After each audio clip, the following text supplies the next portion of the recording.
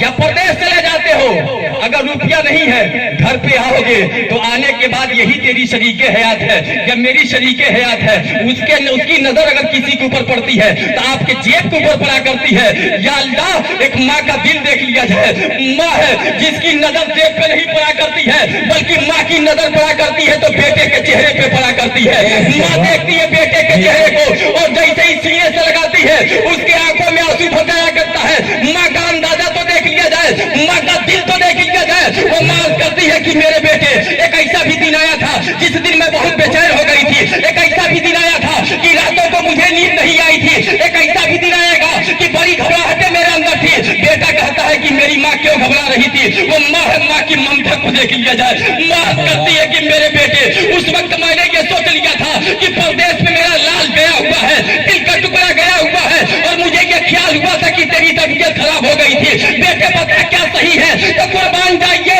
اس بیٹے نے بھی اپنے آنکھ میں آنسو بسا لیا تھا اور بسانے کے بعد کہا تھا کہ ماں حقیقت میں میری طبیعت خراب ہو گئی تھی۔ تو قربان جائیے ماں کی دل کی آرزو ہے کہ پردیس میں بچے کی طبیعت خراب ہو جائے تو ماں کو پتا لگ جایا کرتا ہے، کیوں نہ لگ جائے؟ اس لیے کہ ماں جب بھی اپنے بیٹے کو دیکھا کرتی ہے تو اس کے جیب کو نہیں دیکھا کرتی ہے بلکہ اس کے چہرے کو دیکھا کرتی ہے، اس کے چہرے کو دیکھا کرتی ہے۔ مخدوم ماہمی کی بارگاہ میں پہنچ جائیے اور پہنچنے کے بعد یہ پتا چلے گا کہ مخدوم ماہمی ہے، اپنی والدہ ماستہ کی بارگاہ میں پہنچتے ہیں۔ ایک چیز ایک نکتہ بیان کرتا ہوں ذرا دیکھ لیجئے کہ آپ نے دیکھا ہوگا کہ جب دنیا کے لوگ ایک دل جو ہے کہ مالدار کی حیثیت کیا ہے اور دیندار کی حیثیت کیا ہے؟ بے شک ایک مالدار کی حیثیت کیا ہے اور دیندار کی حیثیت کیا ہے؟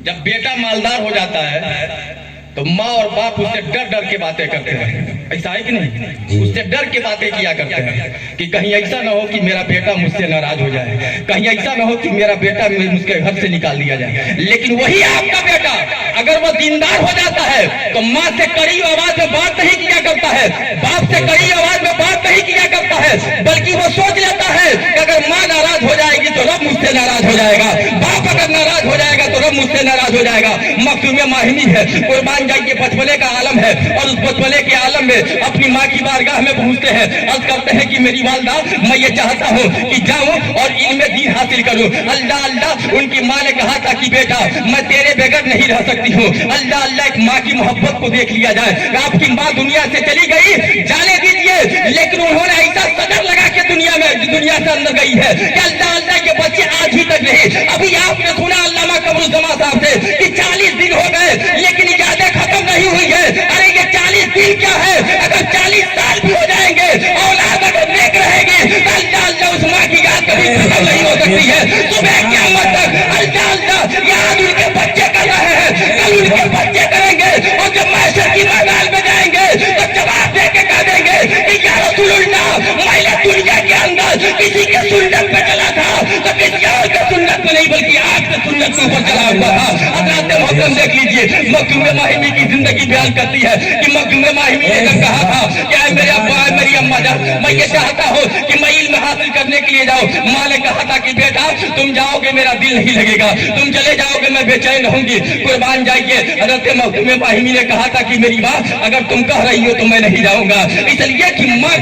کے علاوہ دنیا میں کوئی بہت بڑی ہستی ہو ہی نہیں سکتی ہے۔ اللہ اکبر کبیرہ اب گھر میں رہنے لگ رہے ہیں لیکن تاریخ پیش کرتی ہے کہ آپ دریا کے کنارے جایا کرتے تھے اور جانے کے بعد چند دنوں کے بعد اللہ اللہ ان کے استاد آ رہے ہیں اور استاد بھی کوئی آ رہا ہے تو کوئی اور نہیں استاد آ رہا ہے بلکہ استاد آ رہا ہے تو خضر علیہ السلام آ رہے ہیں، خضر آ رہے ہیں ان کو پڑھانے کے لیے۔ لیٹ میں آیا کرتے تھے، جب ایک دن ماں نے پوچھا تھا کہ بیٹا یہ بتا اتنا لیٹ سے کیوں آیا کرتا ہے؟ قربان جائیے حضرت خضر نے کہا تھا کہ اگر یہ بات آپ کسی سے کہہ دیں گے تو کل کی تاریخ سے میں آپ کو پڑھانے کے لیے نہیں آؤں گا، کل کی تاریخ سے پڑھانے کے لیے نہیں آؤں گا۔ ایک طرف خضر کی بات تھی اور دوسرے جانب ماں کی بات تھی، لیکن ماں سے انہوں نے جھوٹ نہیں بولا تھا بلکہ کہہ دیا تھا کہ میں اگر لیٹ سے آتا ہوں تو اس کی وجہ یہ ہے کہ میرے استاد مجھ کو پڑھانے کے لیے آیا کرتے ہیں۔ اللہ جس دن انہوں نے کہا تھا اور انہوں نے یہ بھی کہہ دیا تھا کہ آج میں نے آپ سے بتا دیا ہے کل کے بعد وہ مجھ کو پڑھانے کے لیے نہیں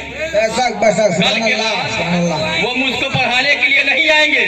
قربان جائیے ماں جب سنتی ہے، قسم خدا کی اگر ایمان والے بیٹھے ہو،